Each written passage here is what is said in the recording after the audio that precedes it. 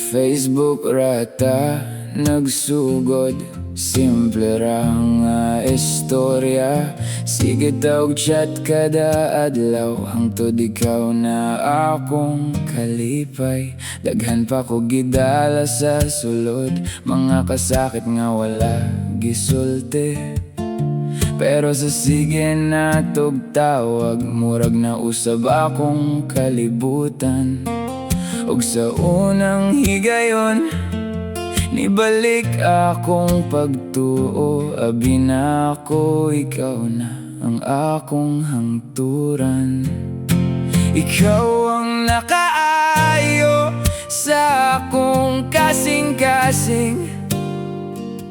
Ikaw ang nakahatag og kahayag. Ikaw ang akong gipili, bisan wala ko'y kasiguruhan. Nagdamguta og kaugmaon, magtrabaho, magtigom, magkapamilya. Pero nganong sa dihang hapit na, ikaw man ang unang nilakaw. Niabot ang adlaw nga nahuyang ko, nang inahanglan ko og kauban. Pero samtang nagayo pa ko, mibiyak ka og wala na nibalik. Sunod-sunod ang nahitabo, nalabo akong pananaw. Naskam pa akong gitigom, ug murag nahugnotanan. Nangutan ang doktor kung sobra ba akong gihuna-huna. Nihilom lang ko, kay kabalo ko unsay tubag. Ikaw ang nakaayo sa akong kasing-kasing, pero ikaw sabang nakapasakit. Gihatag na ko ang tanan, pero nganong sayon ra ko nimo biyaan.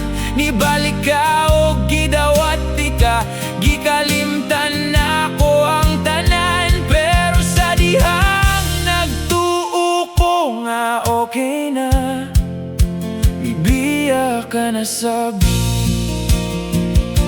Giinanti ka nga sugdan na tuusab nga magtinabangay ta. Pero murag lain na imong gusto, ug dili na ako imong gipili. Ug karon nasabtan ako, dili tanan nga gihigugma mo pabilin.